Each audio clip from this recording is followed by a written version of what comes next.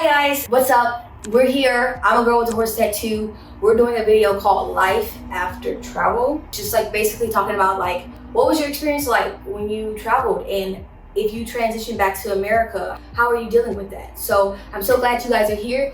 I'm not gonna talk long. Let's get straight into the video. I got my friend here, Jenna. She's gonna join me. So let's get to it.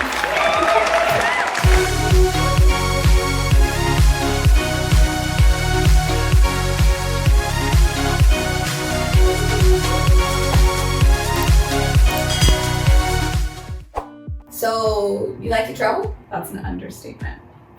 I am a bit nutty about travel, and I've been obsessed with it for a long time, I would say. Okay, well, what was the very first time you experienced travel? I traveled by myself really young. So my parents are together still.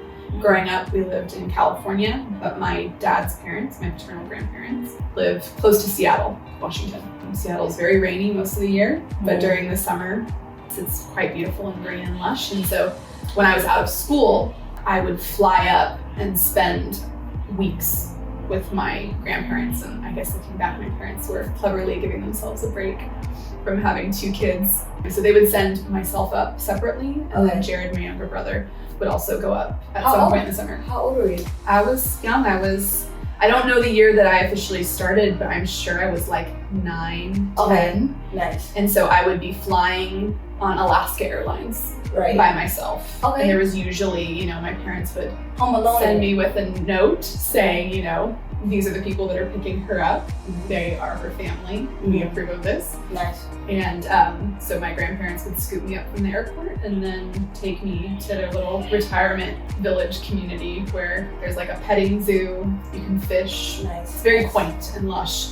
And so I was introduced to the concept of solo travel very early on, domestically. Wow. And what's interesting is technically we did go to Canada a couple times via the ferry. Okay. So my grandparents live in a city called Squim, and in that general area you can take the ferry up to Victoria, Canada. And that was a very common thing for me to do at least once a summer with my grandma. We'd go get like afternoon tea together. These memories sound so, quaint and lovely. Yeah. And they were. So that was how I started to travel on my own. For international travel, if we don't include Canada, my first time was going to the UK. Okay, what did you go to the UK for?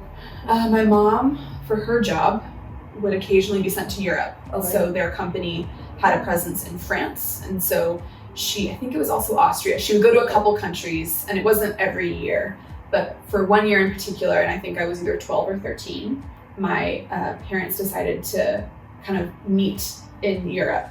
Okay. And so my mom was in mainland Europe. My dad and I flew to London. Okay. And really stayed mostly in southern England. So that was the first time that I traveled, over an ocean. When did it grow into something where you're connected with yourself? A really good question. And I think the answer is when I was a college student. Okay. I had done some other trips prior to my undergrad, but I did study abroad, and it was also in London. So that would have been 2010 in the spring semester, so January to May timeframe. And I still had, looking back, a lot of hand-holding where my courses and my school that was allowing me to do this kind of exchange experience abroad, I had a lot of structure, but I also had a lot of freedom. And so that was where I probably grew into like what my flavor of travel is. And I think honestly that semester I learned what didn't work first. Wow. By that I mean that I was based in London, was lucky in that the classes that I had to take were pass-fail. Okay. But also they all, in terms of class times, lined up to be like Tuesday and Wednesday. Oh, nice. So you had the off days. So I had more days off than I had on. And I really spent most of that semester like jet setting. And so I got to go to a lot of the countries that I'd only read about before. I had one travel companion who was a fellow, undergrad student with me in California. His mom was a travel agent. So looking back, I just lucked out. Yeah. I organized a couple trips on my own that were disastrous in other ways because I didn't know what I was doing. Right. I got pickpocketed for the first time. There were these moments of, oh, okay, I need to be way more aware of who I'm around and what I'm doing. But for the most part, I would say a majority of those trips, I was benefiting from other people's knowledge and experience about traveling. I mean, that's kind of what you do when you're in the States. I mean, if you don't know how to do something and you meet someone that knows how to do something, then you kind of observe them or ask them questions or kind of see how they flow. And you take what you could utilize, or you kind of like learn what not to do from people. So it's just kind of like that same kind of concept of like, you have a little bit more experience. Right. So let me just kind of like passenger seat with you until I kind of like create my own style of exploring and traveling independently. You were traveling to make these connections with family, and then you were traveling to enhance your education in a very structured environment. Yep. So when did you decide to just travel for no reason? To kind of lily pad jump to the next chapter of me finding myself through travel, I would say that I came back to the States summer of 2010, finished my degree, worked in Los Angeles for a year, which is how I know you so closely, is through your sister, who I worked with. And then I experienced severe burnout at that job, had this moment where I was reassessing my path and what I wanted my life to look like, and I realized that living in Los Angeles in my 20s was not something I was interested in. I had to then ask myself the tough question, which is, well, if I'm miserable doing this, what does being happy look like? What does my ideal life look like? And where does that look like it will be? And so the answer really did lead me back to the UK, not to London though. So I basically applied to a master's degree in British literature, which for anyone that knows me, huge nerd for British literature, and so it was kind of a no-brainer. Alma knows. So while I had studied abroad back in 2010, the friend that I was talking about, whose mom was a travel agent, he had been based in Edinburgh, Scotland.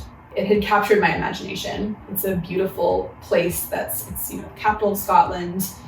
It is a big city, but it doesn't necessarily feel like a big city. I applied to a few other places for my degree, got into them, but just kept on feeling like for the experience that I was wanting, Edinburgh is the right location, even if maybe their literature program isn't necessarily what they're known for. It's actually a very medical heavy school. Okay. I'm picturing a place where it's just like you move at a slow pace because you're stopped by so much beautiful geographical, like, and aesthetically pleasing just images all around you. So if this place, like, if this vibration, if this energy, if this culture speaks to you so much, why leave? Visas. I tried to stay as long as I could. Having more of a liberal arts background, it's hard to justify skill shortages in what I'm good at. As a writer, as someone who loves to workshop and engineer sentences. But yeah, I just didn't find permanent work that allowed me to stay. Can you just walk us through what that process is like, coming down from a high, emotionally, physically, and just how do you get up to upheaval of like feeling like yourself again when you're transitioning from such an amazing experience of traveling? Yeah, really, the coming back experience, it was grief. It was unpredictable at times, something where I kind of knew that I was coming back feeling like I was settling for something that wasn't my life. And I didn't want to feel that way because it's, the United States is a good place to be in a lot of ways. You have a lot of options here. At least I felt that I did. And my family's here, my close friends are. So I felt very known by people in the US. And so in that sense, I was coming home. But I've always also felt like a bit of a fish out of water wherever I've lived in the States. It's never felt like home to me, if we're talking about a physical location in the way that Edinburgh always did, right off the jump. So yeah, coming back was tough. I had a lot of friends that I still keep in touch with in the UK and friends in the US that were worried for me and, would ask me questions like, well, do you have a plan when you come back? What are you going to be doing? Because, We don't want you to enter into this depression Dark cloud. and not be able to find your way out of it. So, what is your way of jump-starting your life and looking at this next chapter as something new and hopeful rather than, this detour kind of going away from what you want. I lucked out in that I did get a job right away that took me to Austin, Texas. That was my home base for about 3 years. And again, like how I'd felt about Los Angeles, I know a lot of people that love Austin. And I have a soft spot in my heart for it retrospectively. Keep it weird, guys. Keeping it weird. For sure. But never felt like home. Oh my gosh. So let's talk about people. People they surpass places, they surpass time zones, they surpass limitations. It really, really, really kind of trickles down and makes you feel like how this planet can be so connected and so intertwined when you make these connections with these people. So do you facilitate the relationships you made in these different places, or is it kind of isolated and compartmentalized? I learned by failing at this the first couple goes. So when I first went to Scotland, I wanted to be fully immersed there. And as a result, I stepped away from and didn't nurture my friendships back home as much as I could. And thankfully, I have very gracious and forgiving friends who, when I did come back, it was like we just picked up where we left off. The peak was still syncopated, Yeah, but so I think integrating the different people from different chapters of your life is something that, since that experience, I try to be more intentional about. So long before we were stuck at home for a pandemic, a lot of my friendships have been through, it wasn't Zoom at the time, but it was Skype for a while, and it was Google Hangouts. So having routine, recurring meetups with people, even if it's two-dimensional, just on your screen, but keeping in touch that way, and that's been critical for me. It made the pandemic actually quite easy for me to transition into, because I felt like a lot of my relationships were online anyway. And so it was just about wherever I was. And I'm fortunate that I'm an introvert too, so that helps as well. Nice. For me, I'm thinking of it more so being kind of like a vessel, and really just kind of letting myself be vulnerable to the moments that pass through my mind. Really being obedient to that, in a sense of if that passed through my mind and I'm a vessel, it didn't happen for a reason, and kind of making that connection instantly, because another thought or distraction is going to come. So trying to really tap into it when it happens, instead of making a schedule and forcing the connection.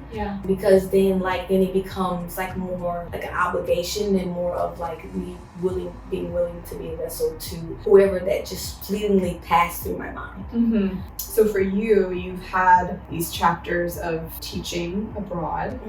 And would you say that between the different chapters that there are people that you keep in touch with from past experiences? And if so, how do you do that? Is it just kind of ad hoc, or? It's literally you don't always get to keep, you don't always get that privilege, but when you do, allowing it to happen, just being open to it, because you don't always get the privilege of choosing who will stay in connection. That's true. You can hope, but sometimes life has other plans, and you can mean something to one person and maybe they don't view you the same way. Some friendships are temporary, and other ones have lasting power. What's something that you want everyone to know about the experience of traveling abroad that they maybe not know, or something that is kind of not really talked about? Travel abroad always deepens my appreciation for where I come from. Some people look at travel it's about exploring other cultures. Yes, absolutely. But I think that for me, it always makes the world big and small at the same time. So it shows just how many different customs and cultures and languages and little idiosyncrasies there are between countries or nations in the world. But then every time that I have the return entry experience of coming home, home being the States in terms of where my citizenship is, where I'm allowed to work without needing a visa to do that. Any barriers or restrictions or delays or Yeah. barriers or restrictions or delays.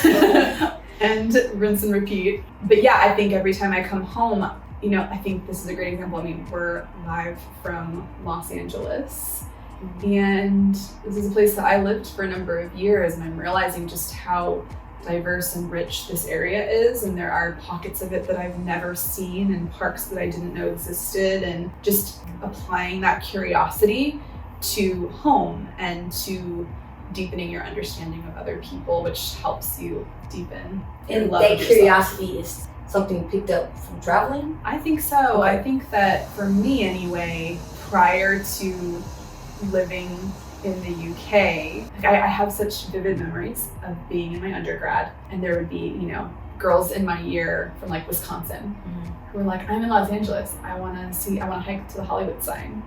And when it's your home, it's always there, so it just isn't like special. And I hiked to the Hollywood sign for the first time like 2 years ago. You know, like I just, there were so many things that I didn't do and I took for granted. And now, I mean, every time I come back to LA, even though there are still things about it that I don't like, the traffic, just the way people drive and things like I that. love the way you drive in Los Angeles. Come on. It takes a special person to be able to deal with that, and I commend you. I tip my hat to you.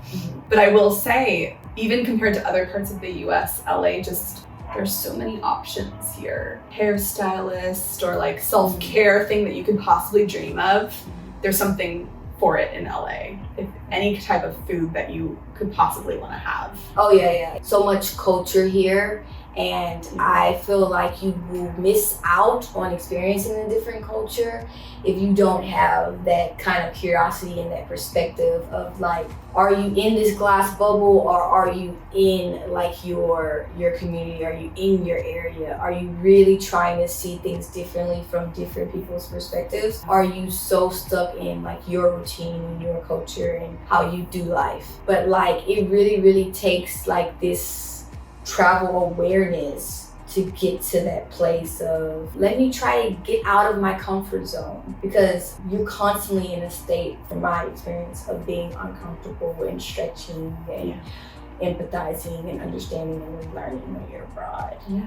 So how do you know when to leave a place? How do you know when it's time to move on? How do you know when something's not working? What do you do to make that move of action? In my case, very fortunate that I just am surrounded by wise, insightful friends and family who I can call if I'm feeling a stuck feeling, and they can unpack that with me and help respond to me in a way that just helps me realize, is this a fleeting issue, or am I, you know, Stuck. Yeah, do I really need to like get out of this situation? I would add on to it that within the past couple years, done a bit more yoga, have gotten more in touch with my own intuition and started to just trust my gut, whatever that feels like. And it's still hard to discern between what's just a fleeting emotion versus like what's the deep kind of knowing feeling that's like in my bones. Is it repetitive? Is it loud? Is it quiet? It's quiet and gentle for me, but it's not anxiety, which I've also experienced, right? Like anxiety feels really busy, like a bee kind of buzzing in your ear. And I think that listening to your intuition, it feels very grounding. I can imagine what it must feel like to find a place in the people collectively. You can or you cannot. I can imagine. Yeah. Wow. So how does it happen from like Austin to, was it Austin to New Zealand, or? It was. So what was that, well, in that particular moment, when did it kind of like, when did you kind of know that it was time to leave Texas? Yeah. And was it more so about a destination, or like just, I just gotta go? It was more about the destination. This next chapter is funny in that I really felt like I was potentially making a huge mistake. So what happened was I was in a relationship and I had thought this was it. So this was 2018. And it was long distance. And the longer I spent in that relationship, I realized certain things weren't adding up. And to make a long story short, a lot of deception going on. That was not okay. And around the same time that I was coming to that realization, I had a close friend from the UK tell me, hey, my partner and I are gonna go to New Zealand. There is something called a working holiday visa that we have as Brits, but you also have a version of it as an American. I didn't know. Disclaimer, you can come too. Yeah, you can come too, and the rules are slightly different, so research it and see if it would be something you're interested in. But, and this is my friend talking still, I think you would love New Zealand. And if it could work out for you to overlap with us, we can travel together. And New Zealand had always been a place that I would like to go someday. But it was just someone else kind of mentioning to me, hey, this is something that you can consider. And it wasn't just that my relationship was going south. My job was kind of getting to a point again, and this is a recurring theme in my life that I'm working on, is that I got burnt out yet again from being overextended and kind of being one of the only people on my team that really seemed to care about the quality of the work that you were doing, and that was very exhausting. And so then on top of that, to be like, man, and Austin is just, I've given it the time that it would take to at least start to feel like my roots were growing, and it still felt very like shallow ground to me despite my best efforts. So in July 2018, I quit my job, gave significant notice, wrapped up. What's significant notice? 2 weeks, a month, 3 months? Well, I gave 2 months. You don't need to do that. That was a favor, because I like that. Is insane. 2 months, they get that notice, start treating you different, give you the side eye. Yeah, it was in hindsight. Maybe I should have not tried to be so kind. I think 2 weeks is professional. 2 weeks is what you should do. I know people that have done less than that, where they like leave the same day that they tell somebody. Hey, in Thailand, people just don't come. They just don't show, right? So, I was trying to give advance notice so that we could find a replacement for me. I could train that replacement. Because again, this was case in point, me investing so much and being a perfectionist, wanting it to be a smooth transition so that they wouldn't badmouth me when I left. Right. So you gave that, you put in that notice, and you was getting ready to go to New Zealand. Yeah. And it was actually, part of the timing was also very instrumentally drawn by your other sister, because one of the sisters had a birthday event in Vietnam. And so from my time in Scotland, I had lived in international housing when I was in Scotland. So people on my floor, I had a couple Thai kitchen mates, in our halls in our university dorm.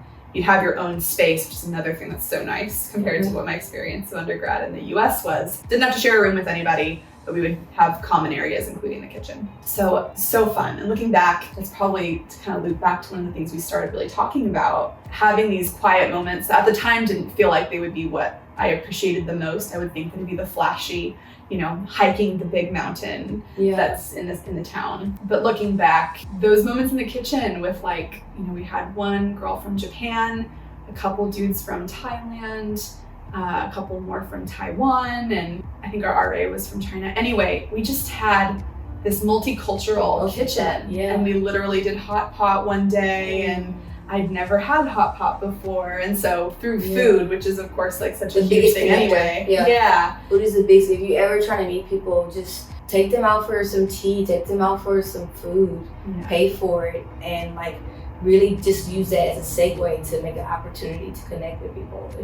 Look, if you're at your job and you feel like you ain't got no community, sit down and eat with somebody. That will make a breakthrough. Yeah, for sure. So really, I feel like you're inspired by the places and the people around you. Yeah. But you're very selective, and it seems like when in that selection, you know when to take in different suggestions to help in your decision making. Yeah. Is that what I'm hearing? Okay. Yeah, for sure. I do rely on other people's expertise. And so, I share about that multicultural kind of kitchen environment because literally I left Los Angeles. Well, I went from Austin to LA, saw friends, and then I flew from LA to Taiwan, to Taipei. And from there, I basically, Did you know from Taiwan that you would be going to New Zealand eventually? Yes. And you knew you were going to be going to Vietnam. You knew all of that before it happened. Yeah, okay. I knew that before I left, for sure. Okay. So I had basically been compiling an itinerary that was structured around who I knew. So those friends of mine that I was cooking with in Edinburgh, a lot of them had moved home. And so... And home was places abroad. Yeah. So to Taiwan. I see. Yeah. And it wasn't, these were places I honestly do feel like for 2018, doing what I did, it's kind of the story of like being really surprised by places that weren't high on my list or on my list at all to go visit, and being so like gobsmacked and just surprised by how amazing they were. Not just in terms of hospitality, which like, sharing a meal with someone, very, very helpful and very, very easy to deepen a friendship and a relationship from that. But also, I don't know, I knew I wanted to go to New Zealand. And then I found all these places along the way that were like pit stops. And the pit stops were like way more beautiful than I had possibly imagined. Oh, so you didn't know what you were getting yourself into? Not really. I mean, okay. I of course had booked flights. I tend to travel on a shoestring budget. I still think like a student most of the time, so I'm staying in hostels. Okay. I'll try to stay in a style place. of travel. Come on, minimalism. Yeah. Come on, backpacker. Yeah. So yeah, I was doing that. I was basically backpacking through multiple countries in Southeast Asia. And honestly, with the one exception of Cambodia, where I didn't know anybody, every other place, and I went to Cambodia for Angkor Wat because I'm an ancient history nerd as well as being a British literature. Go watch Tomb Raider. They were in Cambodia. Yes. And food was amazing there too. But anyway, besides Cambodia, it's the best. Yeah, so phenomenal. And I didn't know anything about Cambodian cuisine. I'd never had it anywhere I'd lived. So yeah, besides Cambodia, everywhere else on my itinerary, I booked it because I knew somebody.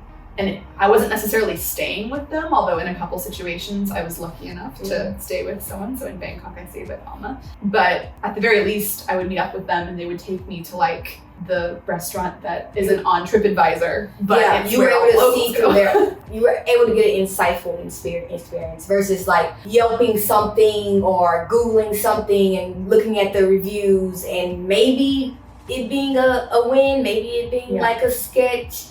You were able to get some type of like, insider. Totally benefited from that in a way that I honestly was just lucky. Every place that I moved to live, English was the main language spoken, and it's on all the signs. Okay. So Vietnam was really uncomfortable for me because like where we were didn't really feel like it was made for tourists at all. Yeah. And that was hard, but a good kind of hard, where it was just very stretching. You have this infatuation, this commitment, this love for the English literature and language and stuff. So I can see how that could be kind of a shocker when it's just like you can't use what you love. Yeah. But I think language is only one part of communication. I don't think it's solely, I don't think it has as much value as a connection. Like I feel like a connection can be made without words. For sure. So I think if you really tap into that when language is not in the resource, when it's not really an option. It's not an option. You tap you tap into other things. You know, you body language, sense universal signals and body language body language is also different from culture to culture. I guess that's true. I can think of Here, everything is like everything means something different, so somewhat, but you have to learn what their body language is, like what Thai people, what their body language is, or in America, it's like you pick up on it. You pick up on it like a baby looking at their mom picking up cues. You become childlike. Yeah. Very much so childlike. Got it. What's an example in Thai culture of like a body language thing that you maybe would have thought meant something it didn't at first? Well, it's just like it's just simple stuff like this. Okay. All right. So this is come here. Okay. My kneecap. The way that we might do this. Yeah. It's this. Yeah. Okay. You just do different things like. Would you do that with a stranger? Yeah. I think the palm of your hand is, you know, like it's offensive. Yeah. So you know, you always want to like show the outside. Okay. Yeah.